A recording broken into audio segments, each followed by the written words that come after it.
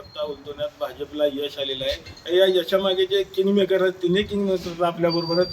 माजी आमदार दीपकाबा सावळके पाटील असतील, भाजपचे जिल्हाध्यक्ष असतील, त्याचबरोबर भाजपचे नेते बाळासाहेब एरंडे मालक देखील आहेत. काय सांगताल आबा, कशा पद्धतीने आजचा निर्णय झाला? आजचा हा ऐतिहासिक निर्णय जो आहे तो राज्याचे मुख्यमंत्री आदरणीय देवेंद्रजी फडणवीस साहेब यांच्या मार्गदर्शनाखाली आणि या जिल्ह्याचे कर्तव्यदक्ष सक्षम असलेले पालकमंत्री आदरणीय जयभाऊ गोरे, या तालुक्याचे माजी आमदार आदरणीय शहाजी बापू पाटील, आमचे भाजपचे जिल्हाध्यक्ष चेतनसिंह केदार आणि भाजपचे ज्येष्ठ सहकारी आणि ज्यांनी खऱ्या अर्थानं या तालुक्याच्या परिवर्तनाला दिशा दिली ते आमचे सहकारी बाळासाहेब एरंडे, आम्ही सगळी मंडळी एकत्रित आलो आणि पालकमंत्र्यांच्या ऑपरेशन लोटस या लोटस खाली आज या सत्तेमध्ये आम्ही यश मिळवण्याला यशस्वी ठरलो. 50 वर्षाची सत्ता होती, शताब्दीतून उलटून लागली, काय प्रवेश देखील झाला तुमचा, कशा पद्धतीने सगळं गणित जोडून आणलं? काय नाही, विकासाभूमिक नेतृत्व भाजपनं आज जी आघाडी देशामध्ये राज्यामध्ये उघडलेली आहे विकासाची,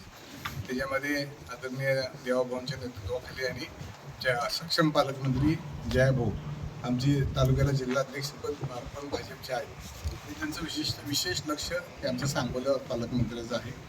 आणि सगळ्या लोकांनी आम्हाला सांगितलं की बाबा आता आपल्याला सगळ्यांनी मिळून भाजप हा पर्याय एकमेव आहे आणि तालुक्याच्या विकासाची अनेक कामं घडलेली आहेत ती या माध्यमातून होतील. आणि म्हणून पंचायत समितीमध्ये मी, आदरणीय शहाजी बापू, बाळासाहेब चेतनसिंह केदार, बाळासाहेब एरंडे, आम्ही सगळेच अशी सगळी मंडळी मिळून एकत्रित येऊन हा परिवर्तनाचा दिवस या ठिकाणी 50 वर्ष आनंद होतोय. खरं आहे, सांगोल्याच्या राजकीय इतिहासात स्वातंत्र्यानंतर आता 52 वर्ष झालं. आता सकाळपासूनच्या सगळ्या चर्चा चांगली. 52 वर्षानंतरचा सभापती हा शेतकरी कामगार पक्ष सोडून होते आणि तो भारतीय जनता पार्टीचा होतो. जिल्हाध्यक्ष नात्यानं मी ह्या सांगोला तालुक्याचा मला खूप मोठा अभिमान आहे. आमचे नेते आदरणीय देवेंद्रजी फडणवीस साहेब असतील आणि आमचे अगदी या जिल्ह्याचे तुम्ही सगळेजण पाहताय, तुम्ही रोज सगळेजण दाखवताय ज्यांच्याबद्दल, ते सिंघम पालकमंत्री मंडळाचे गाव अवघड ठरणार नाही असे आमचे जयभाऊ, त्या दोघांच्या नेतृत्वावर विश्वास ठेवून आज सांगोल्यातील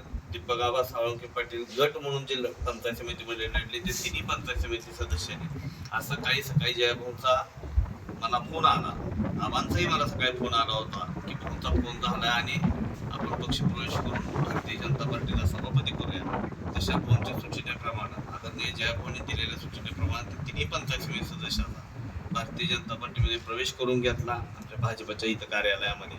आणि आता भारतीय जनता पार्टीचा जे सभापती झाला ते खूप मोठा आनंद होतोय खरंच.